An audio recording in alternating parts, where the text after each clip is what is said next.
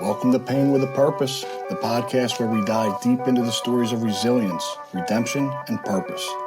I'm your host, Chris Woods, and each week we will sit down with guests who have faced challenges with substance abuse, mental health, and recovery. But we're not just dwelling on the past. Instead, we'll explore what keeps them driven towards a purposeful life. Join us as we navigate the journey from pain to a purpose.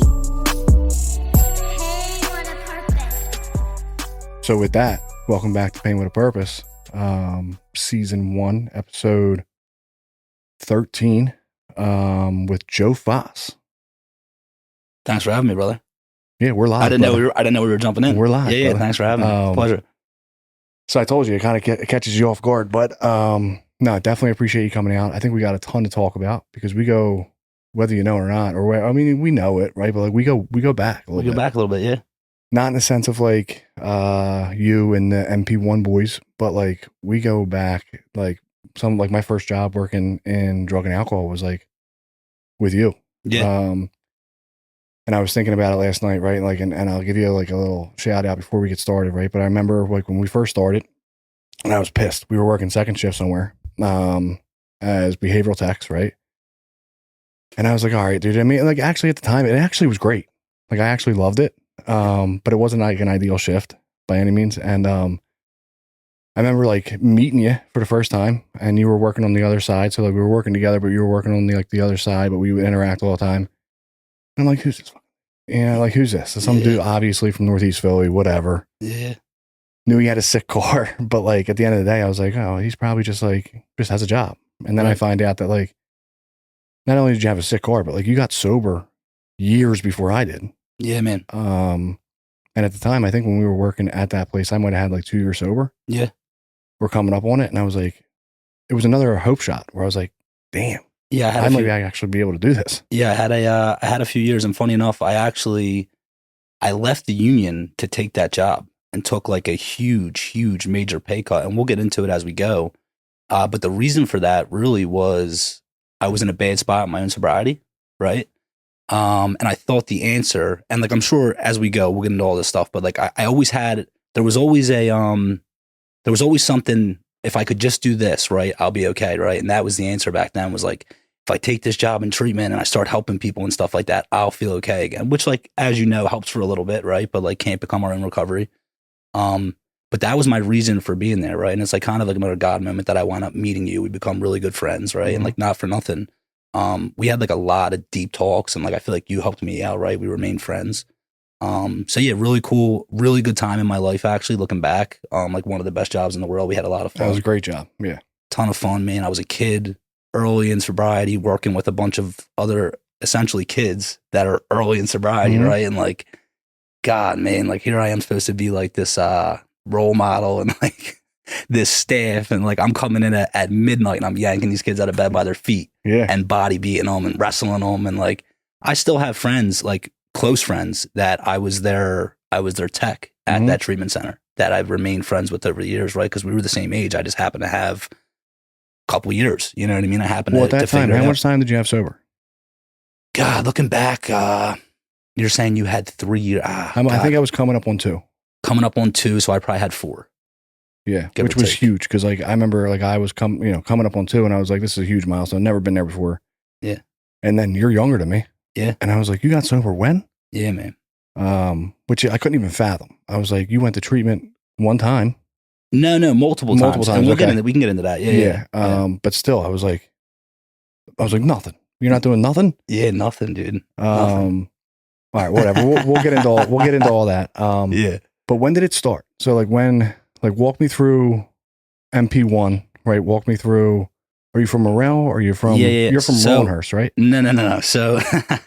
So I'm from Liberty Bell, which is Pennswood, mm-hmm. right?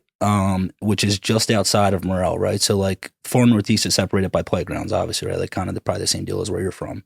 So I lived around the corner from Liberty Bell. So I really was from Liberty Bell. Mm-hmm. But as I got older, I hung out with dudes in Morel, and like it was just cool to claim, believe it or not, to claim you were from Morel, right? Like that was a thing. I got the tattoo and shit. Yeah, I thought it was cool. But yeah, man, normal, like far northeast Catholic, childhood, right? Like two parents are still together to this day. Older sister, she's 3 years older than me, went to Catholic grade school. You know, growing up, normal childhood, right? Like, was super into sports. I was very good at hockey. I was a big attention seeker, which you know, I learned that as I grow up, right, and as I get a little older and start doing some work on myself. But you know, growing up as a kid, I was a big attention seeker, and I never did well in school, right, because I was I mean, it's for as far back as I can remember, dude, just a knucklehead, you know, like just not a Were you bad always like kid. the funny kid? I guess. Or at least like tried to be? Try to be, like, yeah, just like super disrespectful without even realizing it, like always in and out of trouble, man, like, but like always had good intentions, right? Like that, like deep down within me, like I knew I was like a good person. I just like acted out, right? And like you come to find out as you get older, right? And like shit starts getting real, is like why you acted that way and stuff, right? Through like therapy, AA, whatever. But yeah, like really just like a normal childhood, right? Like dad had a full-time job, mom had a full-time job. Never wanted for anything. Dad and mom both drank every night, not to like the point of like, we can get into that later, but like normal, you know, normalcy. these Philly Yep. parents, Yeah. like they just drank, like that was normal, right? Like it wasn't weird if I was, you know, 8, 9, 10, whatever, and like I could take a sip of beer. Like that was like cool, you know what I mean? Not a big deal. But no, really like normal childhood. You know, dad took me to all my, you know, I played I was very good at hockey, but I played for like the basketball team. I tried baseball one time, soccer as a kid, you know, like really overall pretty normal childhood. Yeah. Yeah, I think like it's different now, right? Because like it would be like taboo almost if like you saw like an 8-year-old taking a sip of beer. Right. But like, I mean, and I grew up in like in a really good house, but like it was the same thing with me. Yeah. Different times. Yeah. You know what I mean? Like Well, listen, you want to talk about different times, dude. And I don't know if anybody else can relate to this, but like, did your parents smoke growing up? Yeah. Did they smoke in the house? Dude, so we were at the dinner table, right? Yeah. And like, it's so like, that's not a thing anymore, but like we were at the dinner table in the house, dinner's on the table. Yeah. We're eating and they're just ripping cigs. Yeah. So this is funny. I don't even think I've ever admitted this out loud, but even still to this day, dude, like I can't eat food around an ashtray. So like if I go to like a friend, so if I'm somewhere and somebody smokes cigarettes, I got to put the ashtray out of sight or it fucks me up, right? And like mom always smoked growing up. And it's crazy. I turn out to be like this vicious, crazy, like whatever, you know what I mean? But like, yeah, like that was the thing. I couldn't eat around cigarette smoke. Dude, I just remember, I mean, we're going to go on a whole tangent, right? But I remember like, you know, walking to Applebee's and they were like smoking or smoking or non-smoking. And my mom, and then usually always like either like my aunt or like one of her friends were like, smoking. Yeah. And it's like why even ask, right? Wild times, dude. Yeah. I remember like the deli around the corner where I would like, you know, later on in life, like, you know, get people to buy me beer or blunts or whatever. You used to sit back there and just like smoke cigarettes. Like that was different times. Yeah. Now they've almost like shunned smokers. Yeah. You know? Well, now we're puffing. Now we got the vapes. Now and they're worse. I mean? They're 100% worse. It's bad. It's bad, man. And we could do a whole episode on how bad I think they really are, but like I still enjoy it way too much. But like I wake up with this thing on it's bad. Yeah. When I FaceTime you, it's always here. You got the trap. I think you work your traps out just I should trademark, as like a vape. I should trademark that. People don't know about that. Though. Yeah, it's like, very good. I just put it right here. It's very good. Now when people FaceTime, they're going to catch it. They're going to be like, "Oh, this dude does hold his vape with his trap." All right, so normal childhood for all things considered. No when did it? And I assume like it probably. So like much like myself, probably like you guys at keg parties, the whole nine. Like, did you start going off and like start to like get a reputation early on where they were like Foss is going this way and everybody else was just like just drinking and cool with drinking, or like how'd that Sure. look? Yeah. So I'll dive. So I had two groups of friends, right? I lived a vicious double life, right? Because I had like the older kids at the park, right? That like, so my sister was 3 years older, right? So I knew the bad kids that grew up with her, right? That are 3 years older than me. The kids that hung at the park or whatever, and you know, every neighborhood got them, whatever. And so I had that group of friends, right? And then I had like the Catholic school kids that still played sports and like did normal shit on the weekends. Like go to the movies. So I didn't hang out with Butler growing up. We can get into that later. I started hanging out with him later on in life. But like I still had those normal friends where I would like go to the skating palace on the weekend and like skate, right? But like during the week, I'm up to park till like 11 o'clock at night. You know what I mean? And like, Mom, Dad, I'm sorry, but like I had no curfew, dude. I ran rat. Like, I was out of pocket. I had no curfew, no nothing. Great parents, dude. Just like, I don't think they knew how to control me. You know what I mean? Which is like scary now being a parent. Like, I'm sure you can relate. Again, different times. Like you were able to do that though. True. Like and you like, couldn't let your kid go out now. It's scary world. You know I what live mean? on a cul-de-sac and like you know what I mean? If they're out of my sight, I'm like, where? Full panic. Yeah, I'm with you. Yeah. But yeah, so you know, even in grade school, like I remember like in terms of like first drink and all that shit, I don't really know, right? But like I know that like I remember like one time in like 6th grade or something like that, like I was hanging at the park and like me and my shout out Tom Carter, me and one of my good buddies at the time, we went and we bought a nickel bag of weed. This was back when like you could buy nick bags and dime bags, right? Like our times. And we bought a nickel bag of weed and like we didn't know like what to do with it, right? So like we went down to the woods and we found a brown paper bag, right? Like from like a liquor bottle or whatever. Yeah. And we tried rolling the weed up in the brown paper. I'm like 6th grade, dude. Yeah. Right? It's like a Monday. Like the kids are like getting ready for soccer practice and I'm rolling pot and brown paper bags in the woods.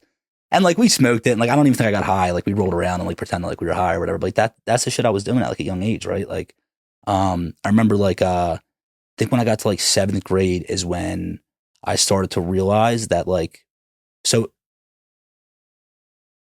backtrack a little bit, right? Like now looking back as like an adult and stuff like that, I always had that pit that I would fill, right, with like different things. And like once upon a time it was hockey, like I just mentioned, right? And then like you get into this, and then you get into girls, and like I'm just like can't get enough of whatever it is at the time, right? And I remember when I first started drinking, right? Like recreationally, whatever, right? And I couldn't get enough of like that feeling, right? Because like remember I told you like I love attention. Mm-hmm. So like now I can get drunk and like I don't care anymore. You know what I mean? Like, and yeah, so like we would go up to park like you know like weeknights like as a kid, like 7th grade, whatever, and like I would go get like 40s Hurricane. You know what I mean? Like and like with the older kids, right? And like I would be drinking 40s Hurricane at, you know, going to Catholic school the next morning, right? But like I'm drinking 40s Hurricane at the park at night. And looking back, you were the man. You just didn't know you were about to burn your life to the ground. No clue. Mm-hmm. No clue. So innocent, right? Like just having fun. And like my sister at this point's in high school, right? So like I'm going to like the keg parties on the weekend. None of my friends are doing this, by the way. Mm-hmm. I'm like the party trick. Like I'm the young kid. Like I want to impress people, whatever. Yeah. So that started probably like 6th, 7th grade, dude. Like drinking recreationally. You know what I mean? Like and just like you always hear, right? Like from the rip, it was like drink till you get, you know what I mean? Yeah. Drink for the effect, whatever. And then like around like 8th grade is when like I told you I smoked pot one time in like 6th grade, whatever. And like, I might've like hit, like I like older guys would like hand me a blunt. Like I'd like pretend to hit it, didn't know how to inhale or whatever. But like, I think I started smoking pot, like actually come like 8th grade is like when that started. No real issues in school, grade school wise, other than like, I was like, I don't even think they did like 4-track back then, but like whatever it is, brother, I was in it. You know what I mean? Like I was like, yeah, like they were like passing me because like they felt bad. You know what I mean? Like teachers would hand out tests, and we'll get into like high school. It's funny, like looking back. But teachers would like hand out tests, dude, and I would just like doodle on them. You know what I mean? Yeah. Like there was no filling, no test out, no homework. Just came back as patterns, dude. That's every time. it, dude. Like yeah, there was no. I remember I learned how to draw SpongeBob at some point in my life, and I would flip over tests and shit and just draw SpongeBob like smoking weed. Yeah.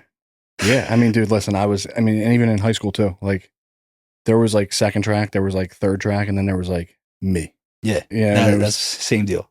And it's not because we're dumb. And this is like the truth of the matter, right? It's like, this is like my alcoholism. I just didn't know it at the time. It's like, I just don't care about anything other than like, I don't want to be in school. Like where are we at? I don't want to be in school. Yeah, so it's like, deal. I'm not going to even act like I care.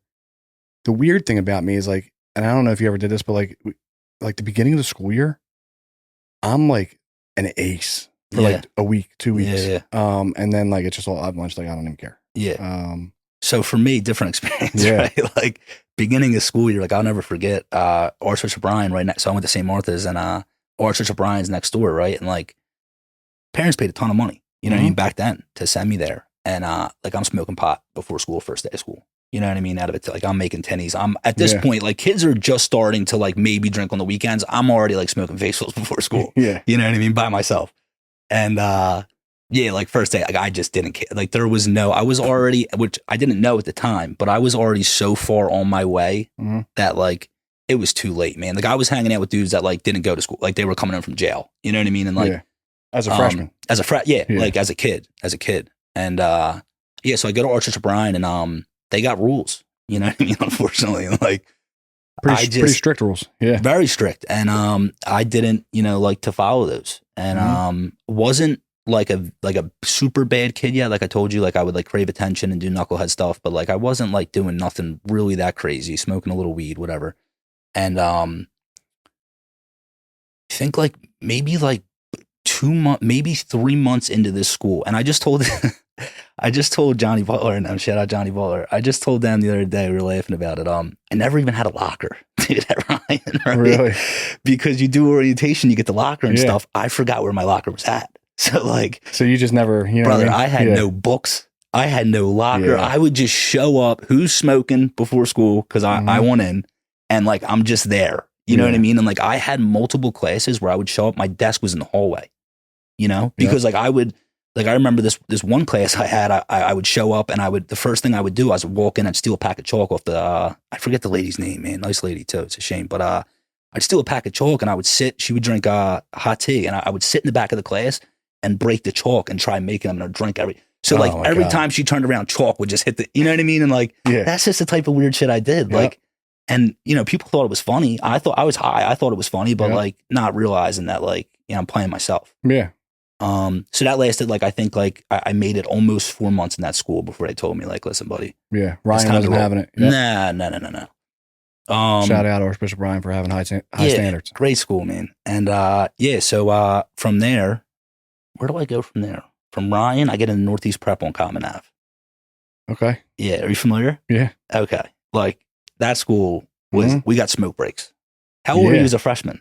15? 15, 16, yeah. I'm smoking pot. I was 16. So, okay, I'm smoking pot on break. You know what I mean? Out front of the school. Well, like there was no hiding. Doing whatever they could, yeah. Because these kids were also coming out of like juvenile like detention. It was all stuff, right? Yeah. So it was like it wasn't like an alternative. I don't even know what you would call it. So it was you basically paid to get a diploma. It was you graduated in 2 years, and it was 4 hours a day, by the way. Oh wow. 4 hours a day, 2 years, and you get a diploma. Tell me you couldn't even do that. I mean, funny. It was a struggle. It was so I had to take 2 buses. I had to take the 20 bus down to Common Ave, and then like I forget the bus, whatever, and it would shoot down Common Ave. It was like I had to wake up super early. I was not responsible for nothing like that. Like, responsible enough for nothing like that. You know what I mean?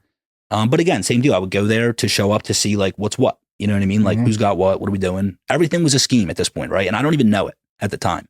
And you know, I met a bunch of kids that were doing the same thing that I like to do. These were kids coming from like Catholic schools that got kicked out. You know what I mean? They were the same type of kids as me. Now we're all together. Now I'm learning new shit, right? I get introduced to pills.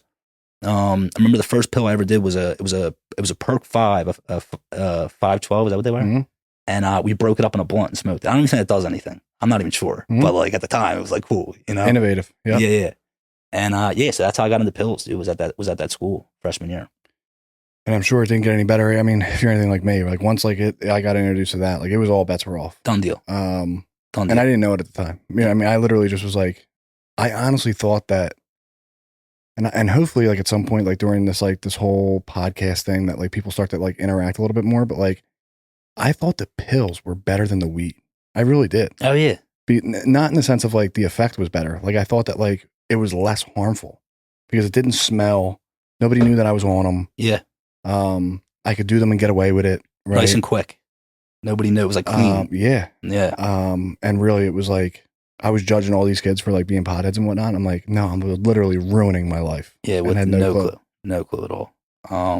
But yeah, so that again, same deal, right? That lasted like a few months, and it wasn't. I don't think you can get kicked out of that school, right? But like, I just wasn't having it. The bus thing, the whatever, right? And I lasted like a couple months there, and you know, they got me into to George Washington. I had a couple, that's what it was. I had a couple friends. So at this point, people are starting to catch up, right? Like dudes I grew up with are starting to like, they're getting kicked out of school and shit now, right? Like towards the end of the year or whatever. And they're going to Washington from Ryan. And I'm like, I got to get over there with the boys, you know? So that's where I landed the end of freshman year. Oh, that was all just freshman year? Yeah. Okay. Yeah. It gets weird. All right, well, we're going to have to jump around then, dude, because if that's just freshman year, I thought we were going through your whole high school career right here.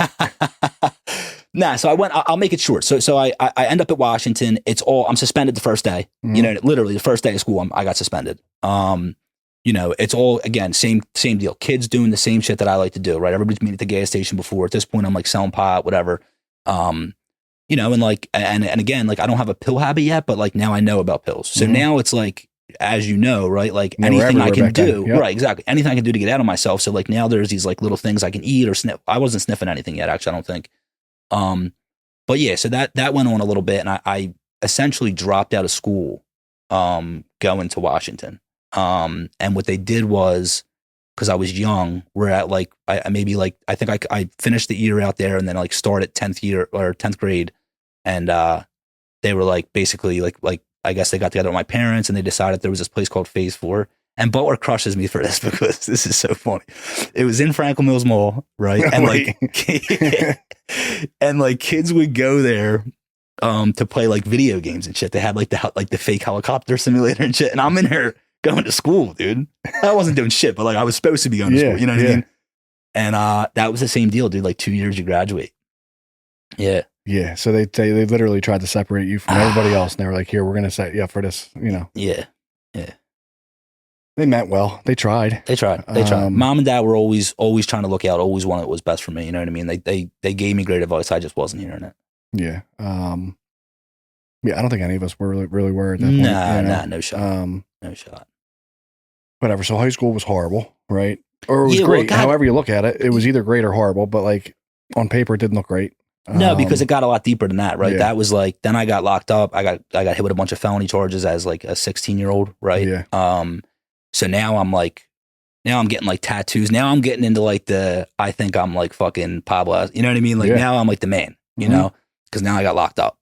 And, you know, like that was like a whole thing, dude, like a bunch of like weird trauma stuff with that, like realizing now, looking back, right? Like some whatever, right? And, I dropped out of school after the Phase 4 thing didn't last for like a couple months. This is all within 2 years of high school, right? This is like I'm on school number 3, right? Now I'm locked up. I didn't get locked up for a long time. It was my first offense, but it was like a bunch of felony charges, and like so we skipped around a little bit, right? But like at this point, I'm eating a ton of Xanax, right? Like a ton, like a really sick amount. As a young kid, Hard like time. yeah. And that's what went up, obviously, as you know, get me arrested, and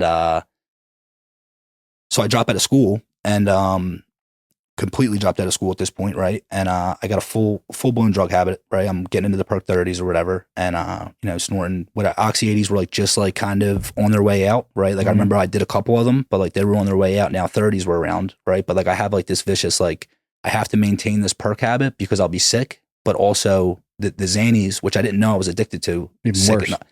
Right. But I'm eating those because I like to not care, right? I like to not feel. And like when you, as you know, you take a couple of those, you're like, you're golden, right? Yeah. And I wound up, they raided my parents' house, right? So this is like, God, I'm probably 17 now, right? So I drop out of school, get locked up at 16, right? Now I'm like 17. Now I'm like a full-blown perk head, right? And I'm selling perk 30s. And they grab me up at the playground or whatever. I'm hanging at the park, and they're basically like, listen, man, like we've been watching you. You got two options. Like we're either taking you in, we're getting a search warrant, we're gonna like knock your parents' walls down, or you can take us to your house right now and like knock on the door and they can sign and we'll come in and, you know, show us where everything's at. And like I'm getting front at perk 30s to sell them to support my habit at this point, right? I'm not like a kingpin. And so I'm like, all right, man, like, yeah, no problem. I've been through this before. I just was in jail not that long ago. I'm a kid. They're gonna call my parents, they're gonna come pick me up. It's no big deal, right? Like I need a cigarette. Like that's how I'm thinking, right? Like, let me get a cigarette. So I take them to the house, dude, and like I'm mad at them, right? Like such a victim, dude. Like you remember the deal, right? Like such a victim, dude. Just like they fucked my whole day up, whatever, right? And we get to my parents' house, and like I wound up having like 30 some pills or whatever, right? But like mind you, I just got charged with 9 felonies not that long ago at this point, right? Now I'm like 17 or something like that, right? Or 16 turning 17, right? And like, you know, I show up and like I'm waiting. I'm like, keep telling them like when my parents come to get me. And next thing you know, like a day goes by, I'm still at the 15th, and they're like, you're not going home, dude. Like we're sending you down to the youth study center, which is like, I don't know if you experienced that, but it's like basically maximum security for like kids, right? Yeah. And like I'm not cut out for any of that stuff, right? If you would have asked me back then, I'd have told you like, yeah, fuck. But like really, like I'm a baby, right? Like I'm like crying myself to sleep and shit.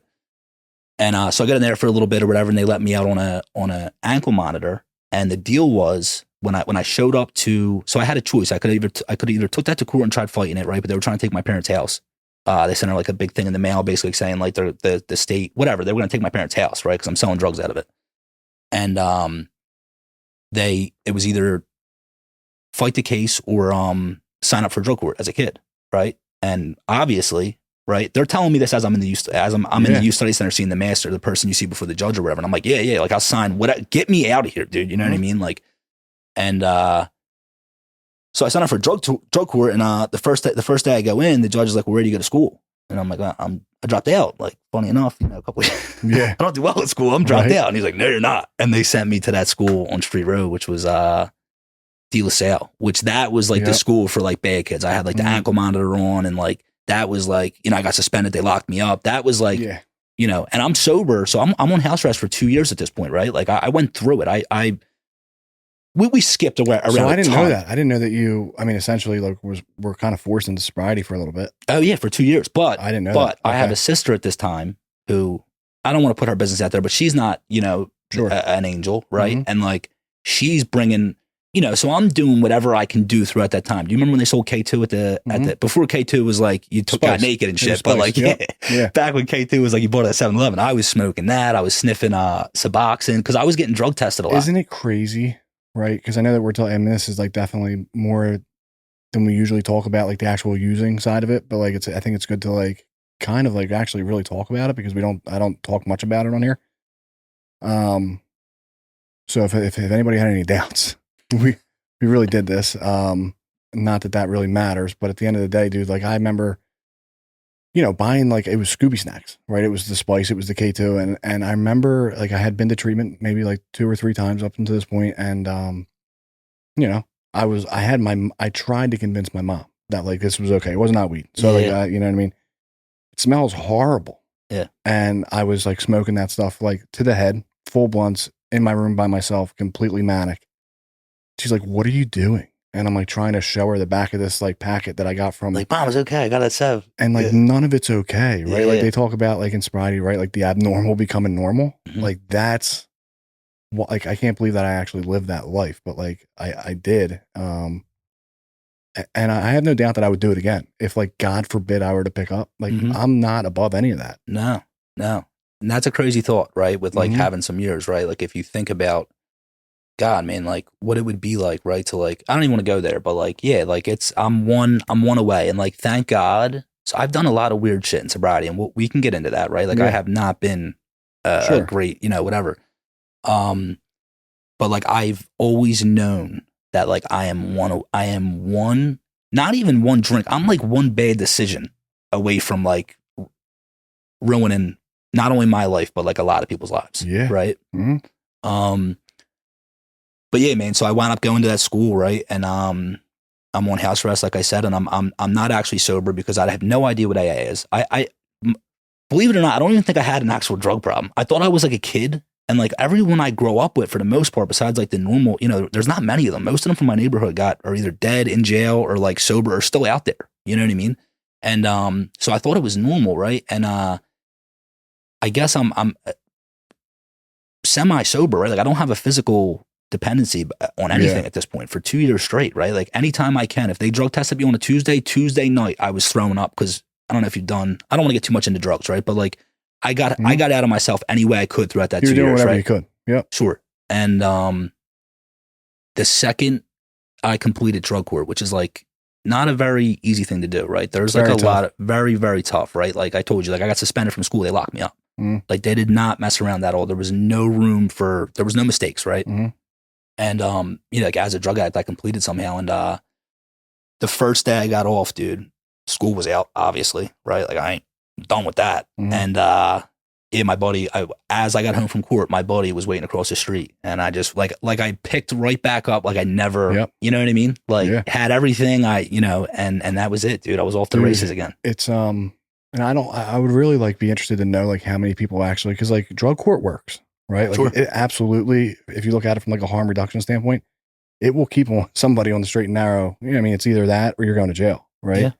So people will like stay away from it. But like I remember a good buddy of mine, he's doing great today, right? Lives in Florida, but like I remember I was struggling and he wasn't, right? He was on drug court. He was like adhering to the drug court.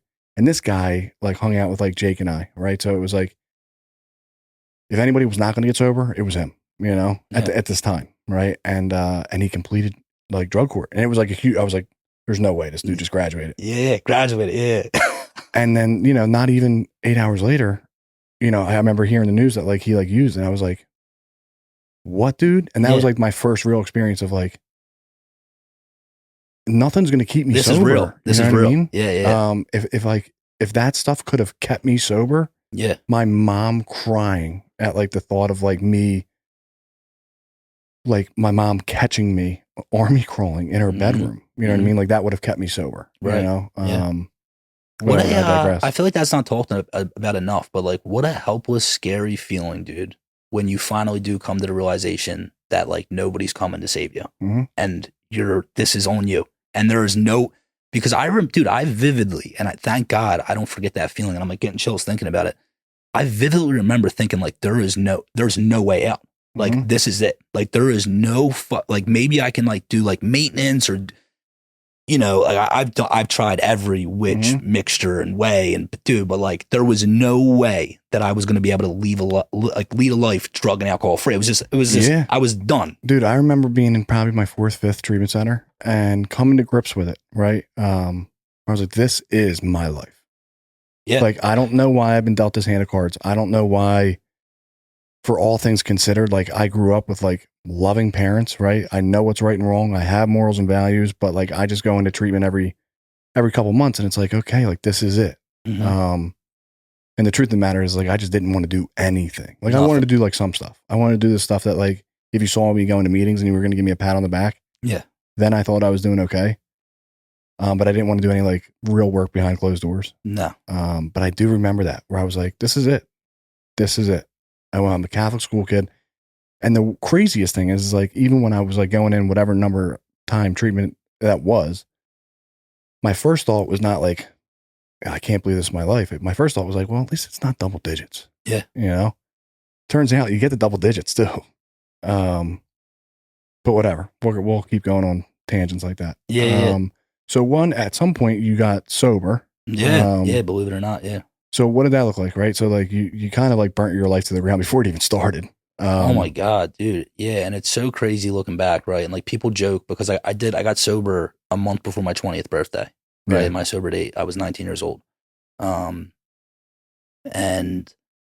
people joke and be like, like you got another one in you. Like you're not a real, you know, and like, I'd be lying if I didn't say that, like, cause I never even had a legal sip of alcohol. Never drank a beer in a bar. You know what I mean? Like by the time people started doing the actual like partying on the weekend, dude, I was showing up trying to steal shit out of their mom's room. Yeah. You know what I mean? Like I was already way gone, dude. Yep. So like I never went through that real part. My party phase was like, it was like a little bit of drinking and then it was straight to drugs. Yep. So yeah, dude, I got sober super young and you know, I did a couple different like I went to my first treatment center ever. My first treatment center ever was Miramont. I was 18 years old. And there was always a reason why I ended up in treatment. Yep. It was never like today's the day, I can't wait, right? Like bad shit had to happen. And then it was like, well, look, I'm going to fix this. I'm going to treatment, right? And my first one was Miramont, obviously didn't do nothing, right? And then like I was on maintenance for forever and I would just like sell them. Like I'll tell a quick, you know, one of my stints in sobriety or one of my tries at sobriety was, and my parents, they know I'm a full-blown, I mean, we got police knocking the door down, right? Like they know I'm a full-blown drug addict. And one of the things was I was on Suboxone. I was getting prescribed Suboxone and I would just sell them, right? And it got to the point where my mom would leave me one a day and I'd hold on to that thing. I didn't care how sick I was. I'd hold on to that thing until I could sell it. Yep. And I'd be scheming and wheeling and dealing the whole day. You know what I mean? And we were going to go on a family vacation to Florida to my aunt's house down by Cocoa Beach. And I was going to get sober and I was going to take Suboxone. And like, not saying Suboxone isn't sober, right? But like, I couldn't even do that. I could not do just maintenance. Like I was always mixing and matching and doing weird shit. And so I'm going to give it a real try. And we're going down to Florida and we drove down there as a family, me, my sister, my mom, my dad. And I think like 3 days into it, I stole all the Suboxone out of my mom's purse. I sold them and I hopped on a Greyhound back to Philly. Oh my God. I mean, like funny to think parents, about. Yeah, dude. They probably were like, dude. That was like 16, 17 or something, dude. Yeah. And like, listen, it's a really interesting point with the whole maintenance and stuff like that, because I had my own preconceived idea, right? Because I went through it and I like was prescribed it and like, but like my experience with it is a little jaded, right? Where like there was no oversight. It was literally like, yo, you're going to go to this doctor, right? They give you your prescription and then that was it. Yeah. And full disclosure, like I would not adhere to like what was supposed to be in my urine. Mm-hmm. And they would still give it to me, right? But like, I mean, we all did the same stuff, right? Yeah. Yeah. So we're gonna get into it, and I'm sure you're gonna ask me, because obviously I've been sober, a long time, and I've done a lot of stints away from AA.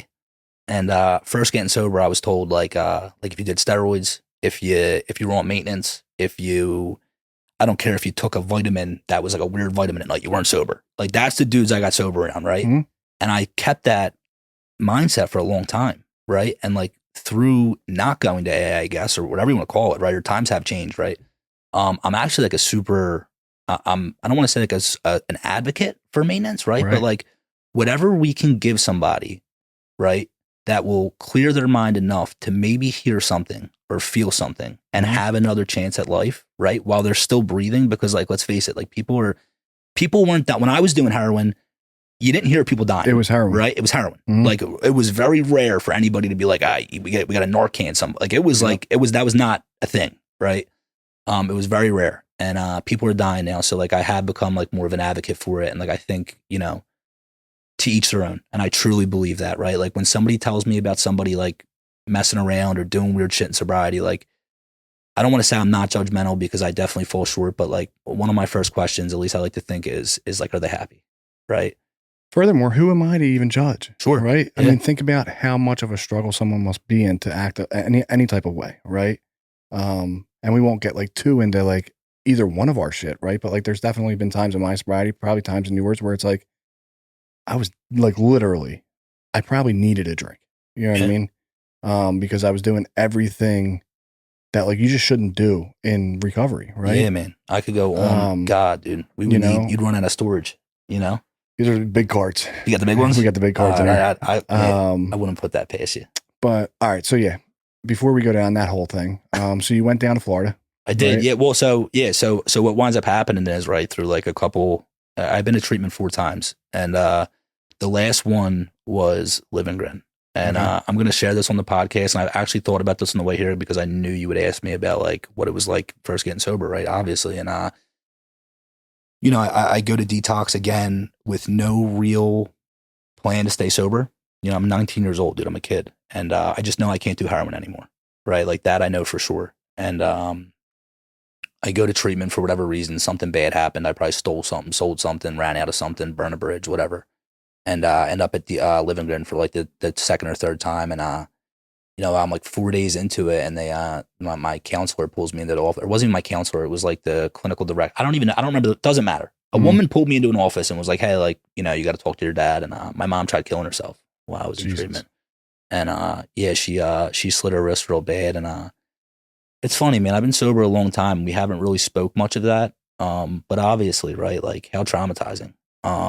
And I wish that I could tell you. Were you able to feel that when you were in it? So I don't think I could ever feel anything. Yeah. And like I'd be lying to you if I didn't tell you that like I still struggle with that today. Like that I'm like still kind of numb to like a lot of things, right? Like I'm almost. It's funny, man. I go through phases, but yeah, like obviously, dude, like traumatizing, right? Like 19-year-old kid, and like they tell me my mom basically, and like obvious, like the type of person I am at the time, I like punched a hole in the wall and like threw a bunch of shit, and they're like, you're not allowed back. Well, it's also the only way you knew how to really handle something. I had no coping, like zero, dude. Right. So, they kicked me out. Right. And, but I'm going to stay sober because whatever. And sober for me at the time was not to say maintenance isn't sober, but like that was real sobriety back then. Right. Like I didn't really know way. I knew no other way. I did not know how to wake up and not put a substance in my body a day at a time. It was impossible. It wasn't a thought. It wasn't on my radar. I didn't even know whatever, man. Right. Like there was no way. So I get out and I'm eating Suboxone and I'm prescribed them and I'm taking them as prescribed. And I get a message from a childhood friend of mine who's no longer here, God rest his soul. And he's like, hey man, I'm in Florida. I think it was MySpace back then. He's like, hey man, I'm in Florida and I'm in sober living and it's really nice and this and that. And I think you'd really like it. And for whatever reason, like call it a God moment, whatever. But like I was like, yeah, man, like I would love to come. He was like inviting me basically, like saying like, why don't you try to come? And I was like, I don't even know where to start. And he was like, well, I'll have my mom call your mom. And I'm like, bet, here's the number, right? And again, don't know why I did that because like I had no real intention on doing anything. And also keep in mind, this is a big thing too, right? Like I was such a homebody. I wouldn't sleep at friends' houses growing up.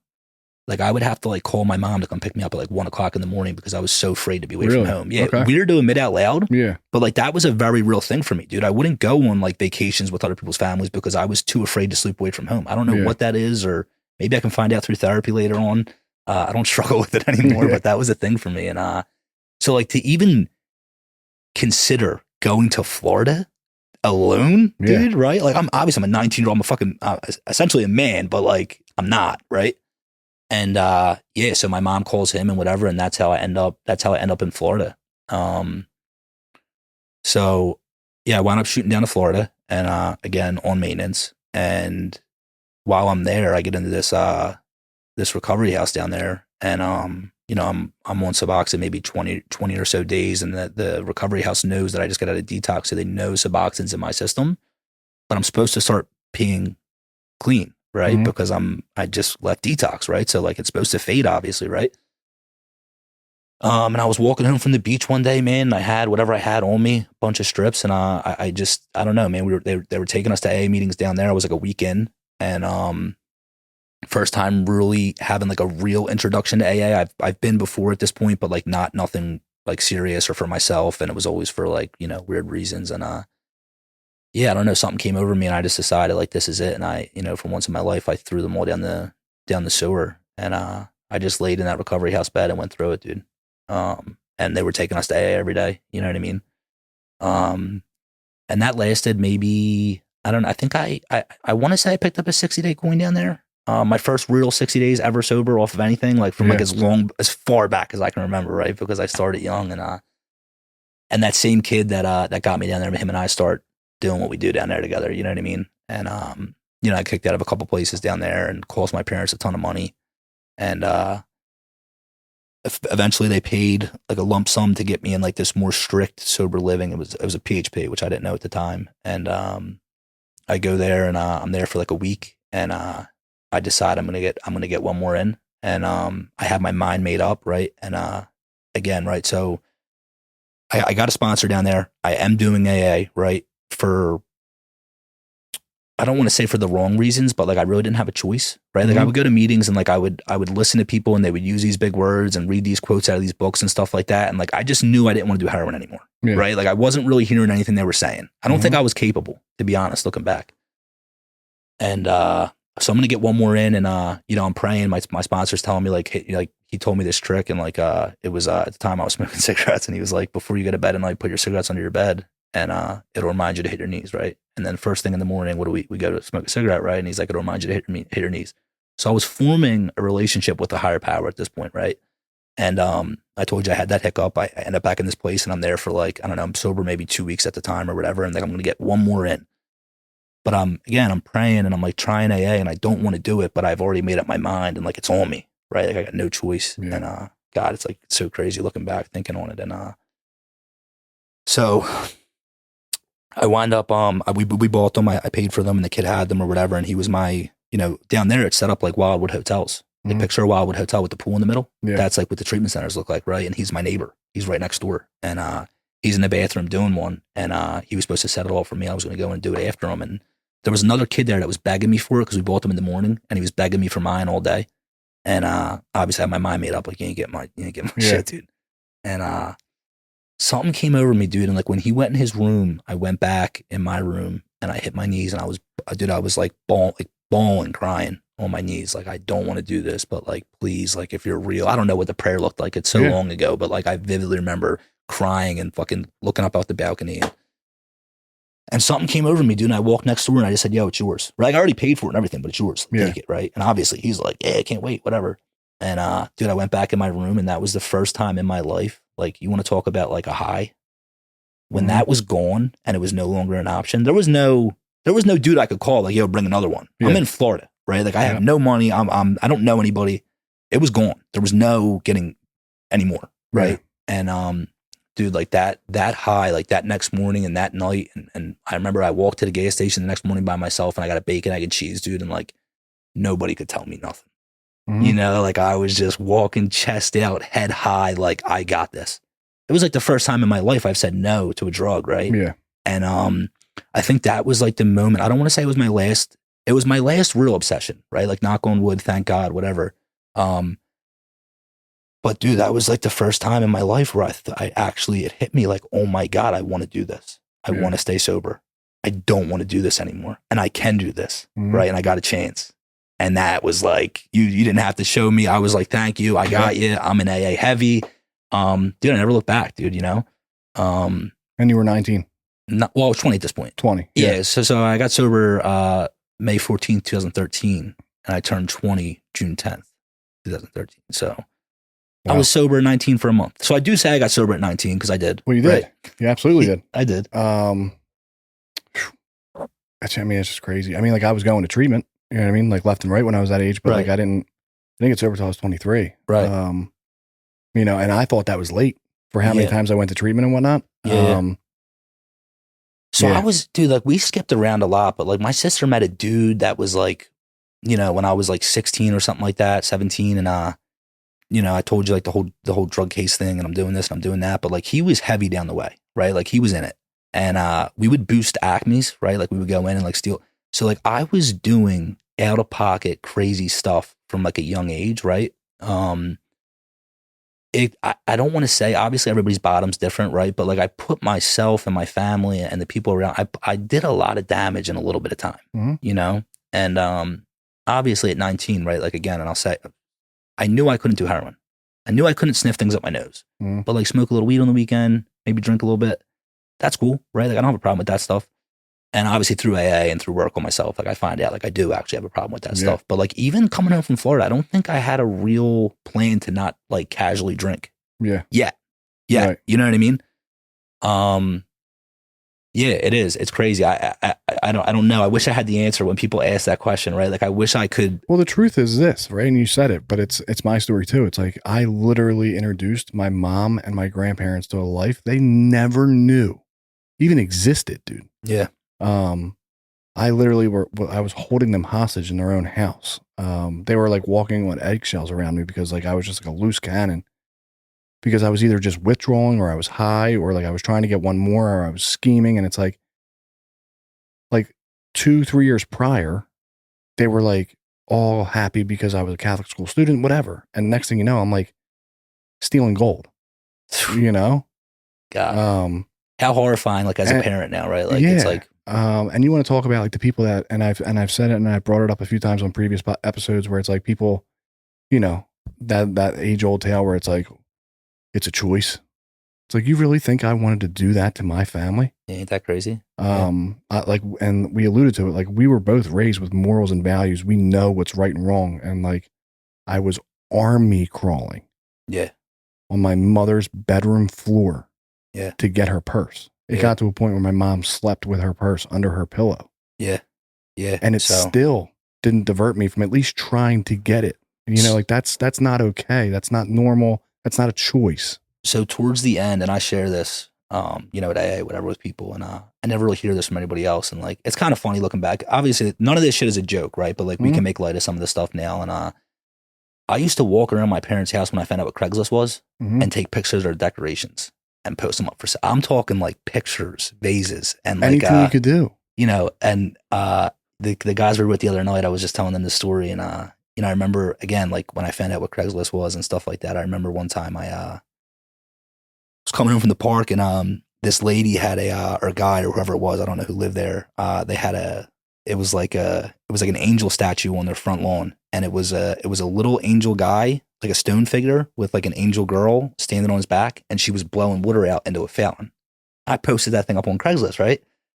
So like about 2 hours goes by, I get a phone call, right? And the guy's like interested in it. I'm like, yeah, meet me here. I give them the address, right? I go sit out from one of these people's house. This pickup truck, I'm like backing them in and shit. I'm like, yeah, right here. I'm unplugging the thing, dude. I'm loading up. My God. Like that's the kind of shit I was doing, dude. Yeah. Like and that's normal. That was another Tuesday, dude. Like that was like, cause I had already sold, like people talk about like I had already done like that dude that I told you my sister was dating. Like he already I was hip to all the schemes at a young age, right? But yeah, enough of that. I come in from Florida with just shy of 90 days sober, right? 20 years old, right? I don't know a single soul in the world that is not at least, I told you I live that double life. So I do have good friends, right? That are still great friends to this day. but nobody knows nothing about recovery, right? And thank God, shout out CJ Uwer, man. Like, guy really, I've told him before, but like he really did. He saved my life. And you know, day one, I get home and he comes and picks me up and takes me to an AA meeting, right? And like I said, I was doing AA in Florida, but now I'm like introduced to like a new AA up here, and I'm like seeing neighborhood dudes, like older dudes. There was nobody really my age. Yeah, man, I just got plugged. They plugged me in, like they scooped me up and plugged me in, and like that's what AA like truly is. And like again, like times have. So I'm back in AA now, right? As you know, and it's changed. Like shit's different, right? And like we're old, like whatever, right? Like shit's different. But like back when I got sober, it was like still like levitation. Like I don't know if like you went. Oh, you did. You went through this whole phase. Like I was hanging out. You know, it was just good to be alive, man. Like there wasn't, you know, like I was doing steps and I was doing this and I was doing that and I wasn't stealing and I wasn't living a crazy life. But like and it was a fashion show, dude. Oh, a vicious fashion show. I mean, like listen, I'm almost 10 years sober, God willing, right? Like I wouldn't be caught dead at 90 days sober with these busted vans. Yeah, no shot. I was actually judging you when I. But it's like, but like you get it to an extent, right? Because like I'm a head case too, right? Where it's like there's times where it's like I just don't care. Like what? You know? Yeah. We're old, man. I mean, we are getting old. Yeah, we absolutely are getting old. Yeah. All right. So CJ were plugged you in, right? Plugs me in. Man. They rallied around you. When did I meet you? Forced me. How old were you when we were working there? So we're 19 or 23, maybe. I don't know. Right? That makes sense. Yeah. Because how old 8 years ago? Yeah. Yep. Yeah. So I guess like what? Fast forward 3 years later. Yeah. I had like 4 years sober. You had like 3 or whatever it was, or 2. Well, like let's like briefly go through that before we get like, because I don't even know where we're at time wise. We gotta what we gotta, you know what I mean, we gotta keep it moving here. We're at like 52 minutes already. Really? Yeah. Okay.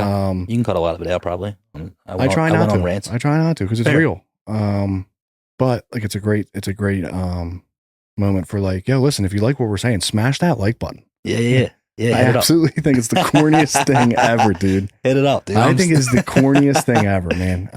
No, it's really cool. I want to say that too before you go on, is that like what you're doing is actually like super cool, right? And like I know we didn't get too much into like recovery stuff yet. And like I went through some weird things or whatever, but you know, if we say one thing that helps one person, I just think it's super cool. Like I know somebody mentioned to you that like, you know, whatever. I don't want to say it on the air, so to speak, but like you're helping people, dude, and like this is really cool. That was a cool moment the other day. That was I felt that for you. Yeah, it definitely was a cool moment. Because like listen, I get all in my head, right? I'm like, you know, it's like, what am I doing? Like, do people? But at the end of the day, like I can't really think or pay too much mind into like my own insecurities and like thinking that like like this isn't making it. Like I wish there was something like this where I could have like related to somebody back in the day where it's like, yo, these guys are just like me.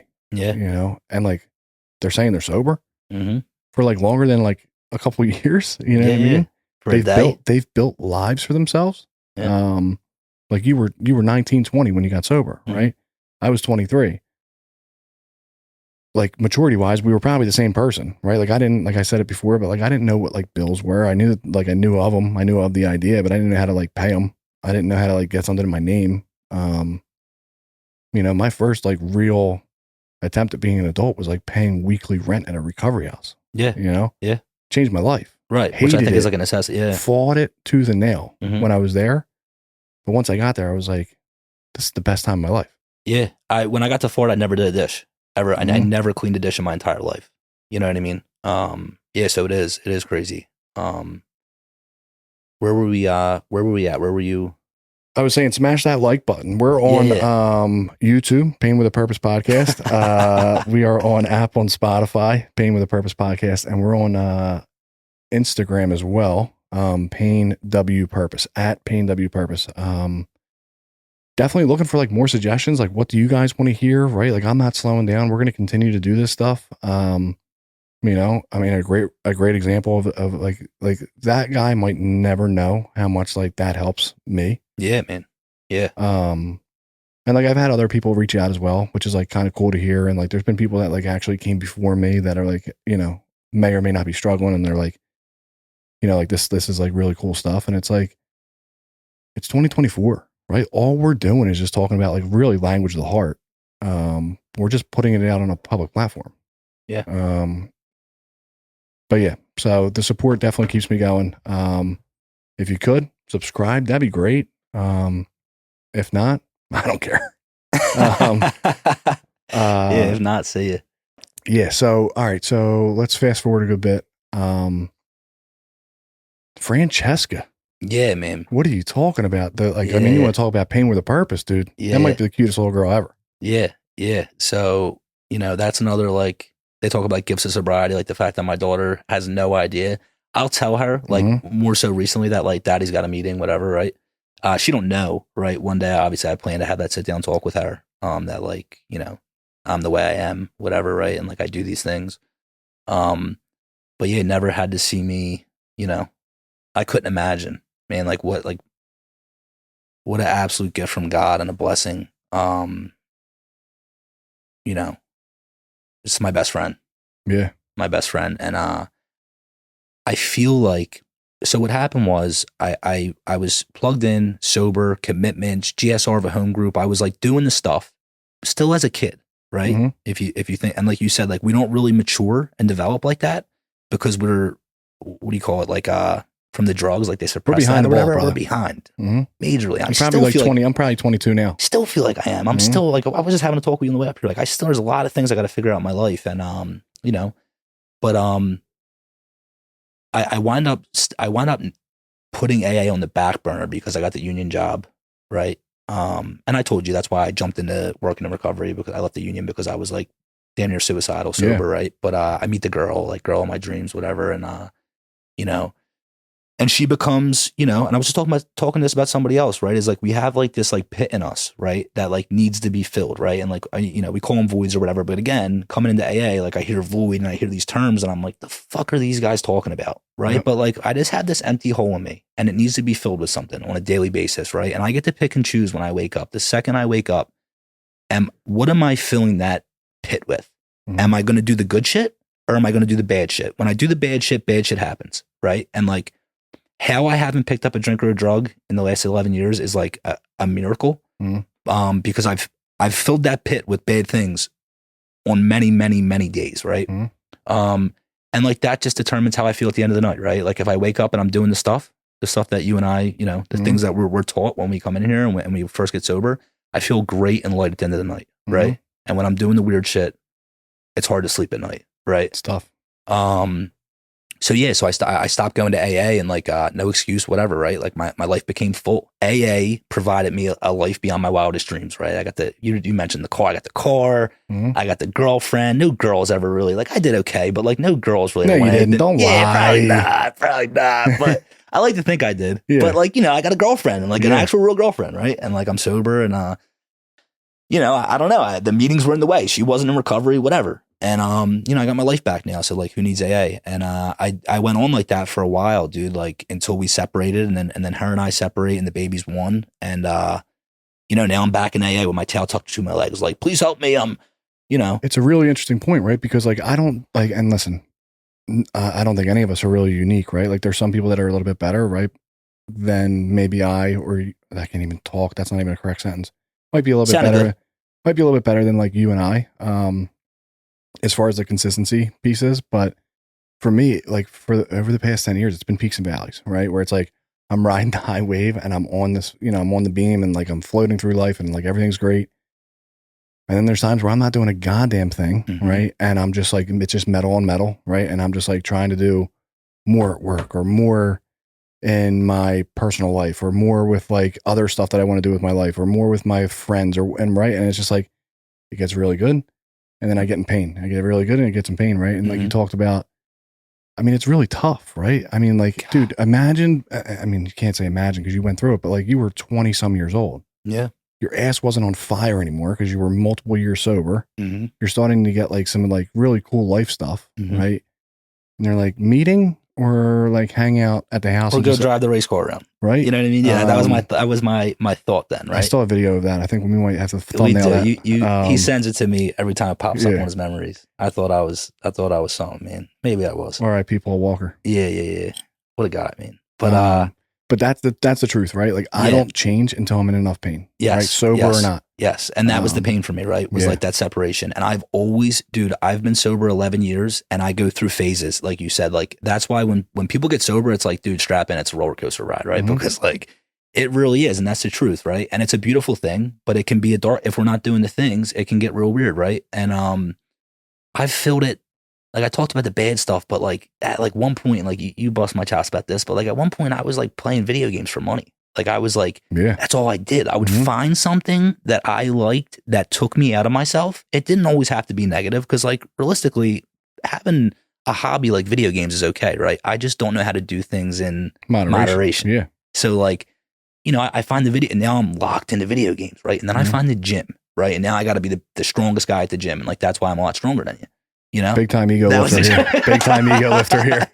Yeah. Doesn't even break a sweat in the gym. It's unbelievable. I came from the gym. I probably look homeless, but yeah. So I, you know, over the years, man, like being out of AA, back in AA, out of AA, I've found these things, right? Like most recently, golf.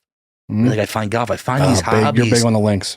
Big golf club swinger, man. And yeah, like I find these things and I just obsess and I run with them, and that's just how I'm wired, and that's okay.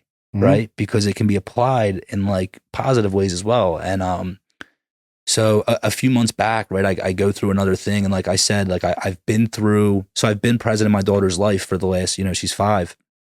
I basically split time with her. And like I said, she's my best friend. But, you know, and like this hurts to admit out loud, but like I haven't really been that present because, you know, and that's why we talked about like me being off social media. Like, I'm a nut job, dude. Like I'll be with my kid, but like I'm more concerned with like posting a picture of her to see like what kind of attention I can get or whatever the case is, right? Than I am like, daddy, play zombies with me. We run around and bite each other and shit. And, like little weird games she comes up with. And like, dude, like most recently I'm realizing like, wow, like I've kind of robbed, like being a dry drunk is a real thing, man. Because like we have, again, this condition. And like, that's why, was it you and McDowell that were talking about whether or not it was a disease?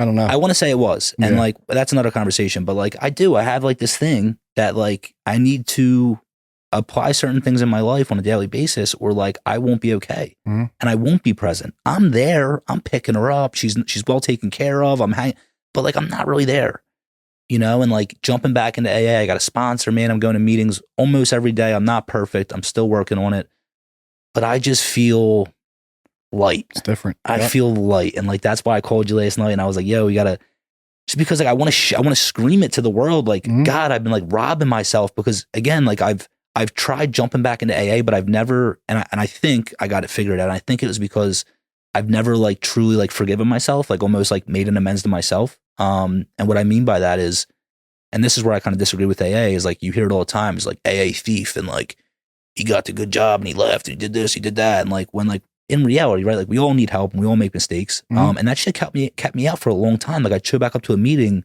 5-6 years sober, right? And you're telling me, oh, nice to see you. Like, come on, man. You know, so like that kind of shit built up resentments and it kept me out and I felt guilty. And this time coming back around, I don't feel guilty. I'm doing the stuff. Well, dude. Again, is it like equatable to the pain being great enough? Sure. You know what I mean? Absolutely. Without like a doubt. You walk in there and you're like, say whatever you want, brother. Without like a doubt. my ass is on fire again. Without a doubt. But I've also been there too, right? I have a really good buddy of mine and you know him, right? We're just going to say his name's JA3. Shout out Joey A, right? Yeah. But he puts it perfectly, dude. And like whether he's consistent or whether I'm consistent, but like he would put it absolutely perfectly, right? Because the way I got sober was like, you have to do like a certain number of things, right? In AA, right? Like first and foremost, it's got to be the 12 steps. You got to sponsor other guys. You got to have a commitment. You got to have a home group. As my life got more and more full, right? It's no secret that like I was also told when I first got sober that like I would go to AA or I should go to AA. So I never need AA, right? But there's so many conflicting things, right? But where I'm trying to go with it is like, he's like, dude, I go to my home group. I don't miss my home group because like I need that reminder. Every single time that like as much as like my life might look okay, I'm not okay, you know? And like that really like resonates with me where it's like I'm not okay no matter like, you know, if I see a random person on the street and they think that nothing's wrong, like no, I've been to treatment double digits, you know, like that's not normal, right? And it's crazy because I knew them years that I was out I'm talking year. Like I'm talking like I would make 2 meetings a year. You know what I mean? Yeah, Like the reason I was at a meeting was because like somebody called me, they were struggling. That's one thing I always did is I've worked in the field a long time and I've always showed up when asked. If somebody needed help, I always extended my hand. I'm not saying I'm perfect, but I feel like that's one thing I have done right is I've always showed up, dude. And I've always suggested AA and I've always been like a big believer, but low key super resentful. Right. It's crazy because I knew I was in a bad spot. And like, if you would call me, I remember having conversations. You're like, dude, you gotta get to a meeting. You gotta get back to an AA. Cause I'm like, you know, I'm complaining to you about this and that. And she did it. And you're like, have you been to a meeting? You know? And like, that just became such a foreign thought to me that like, again, like resentful, like F those people. You know what I mean? Like, I'm like, who cares? And like, thank God, man, that like this time, you know, or most recent, you know, in these past few months or whatever you want to call it, that like I felt that I have that drive again and like that open-mindedness and that willingness that like they talk about. Cause like realistically, I feel like a newcomer again. Right. And I share about this shit in meetings that I'm going through the steps again. I want to sponsor guys. Like I'm in no position to like, you know, sponsor somebody right now. I need sponsoring, right? Like I'm broken. You know, and it scares me to death that I'm going to lose this willingness that I have right now because it really is like, God, like if you're sober or you're trying and like you're closed off to AA or any kind of, you know, there's many different ways to go about sobriety. Just gotta give yourself a chance, dude. Like I really, really like did a disservice to myself for a long time and even my loved ones, right? Like not, you know, not living right sober, right? Like I can be nasty sober, like Absolutely. hopping out on people at red, like weird. I get nuts, you know, like unmad. You talk about unmad. God, I can't even talk. Yeah, unmanageable. Yeah. Like just. I mean, like, dude, we could literally talk for hours on it. Like, you know, if I'm not doing what I need to do, even the bare minimum for myself, like it's like I used to joke with a lot of the guys that I would hang around, but it's like, the fuse is lit. Yeah. You know what I mean? At some point, the bomb's going to go off. And if I'm not doing something to like, you know, at least better myself or like broaden my spiritual horizon or like at least just like be able to sit quietly with myself without like ready to go out of my mind, what am I really doing? Yeah. It's literally perfectly put. Yeah, it's like a ticking time bomb. Yeah, the fuse is lit as a banger. So with that, to bring it home, I ask everybody, it's kind of like the thing now, right? Like, what's the purpose, right? Like, you obviously have been through a ton of pain. You're also like a great example of like, myself included, but like, we can experience a ton of pain sober, dry, whatever we want to call it. Sure, yeah. What's the purpose? What do you want the purpose to be? What do you foresee it being? This is going to sound super corny and probably made up and fake or whatever, but like, I didn't think of this, like I didn't know you were going to ask me this. And like my Thanks stomach. for watching the show, dude. Yeah. It's like my trademark thing. I'm a ghost. I'm off social media, so I don't, you know what I mean? But I didn't know. My stomach just kind of sank when you asked that. But like the first thing that comes to mind is like, just to give back, man. I truly, truly want to help guys and make sure like even dudes in sobriety, because like, again, like people with multiple years sober need help as well, right? Like it's not just the new guy with included. 2 days. Exactly. Right. But like, I needed a lot of help, dude. Like I've had thoughts of like driving my car into walls sober. You know what I mean? Like I've been like legit, like about to check into mental facilities and stuff sober. But really just to like, to share my experience with like being out of AA and like, you know, again, like help the new guy. Just like, you know, like Johnny Butler says it all the time, like you got a lot to offer. Like, you know, that's why I'm always telling you to get back. Right. And like, I truly actually feel that for once. And I just want to help, dude. I just want to help people. I just want to be of service to others. That's the purpose, man. I love it. That's the purpose. And we usually like do a little bit better in life when we're like operating like that. You know what I mean? And it's not like a selfish motive on the front end, right? It's just like feel better when like I'm just a little bit more concerned about you than I am with myself. Yes. Which doesn't make sense because like I wake up. It is kind of selfish and it's like not though. Yeah, but it's like I wake up and my baseline, like I wake up every single day the same way. Like, where's my vape? Fuck, I got to jump on this morning call. Right. And it's always just like me. And it's never like, I'm on there with you, brother. You know what I mean? Yeah. So with that, I mean, I think it was a great episode. Yeah, I enjoyed it. Yeah, thank you. You know, thank you. Smash that like button. You know, yeah, I'm just gonna start saying it throughout the entire. That's a banger. Yeah, who cares, dude? Yeah, a lot of people support you. Instagram, Pain W Purpose. YouTube, Spotify, Pain with a Purpose podcast, and then on what did I just say? YouTube and Spotify. Apple. Dude, I don't know, man. Whatever. I'm on I all don't of know. them, dude. Pain with a Purpose podcast. Definitely appreciate the support. I'm not a YouTuber, right? Like that's like, I'm not. You Like, kind of look like and sound like, you know. but I'm not. Like I like it feels so foreign. It feels so forced to be like, you know, like us on it. Like Well, here's the deal, you know what I right? mean? This Like, is how I look at that, not to prolong this, but like you have this thing going where you're talking about like real things, right? And you got people coming on here. I feel like I just got vulnerable, right? mhm. And you're trying to help people, right? It's not like people spend a good majority of their day on social media, right? Like that's just the times we're in. Yeah. And you're doing a good positive thing. And I really do believe that like you should not feel corny and like you're corny if you don't like and share. Straight up. Yeah, I mean, it's my own shit, you know, it's just like, it's foreign, right? Like Yeah. imagine like, you know, I used to like literally, cause I judge everybody, right? So I would like judge people for a very long time that were like putting themselves out there, trying to do more, like, you know, getting in front of like a some sort of platform or creating a platform. Yeah, I can relate. And it's like, you almost have to advocate for yourself, but it just feels weird. Right? Yeah. From the outside looking, you know, from where I'm sitting, I think it's really cool. I think it's a really good thing.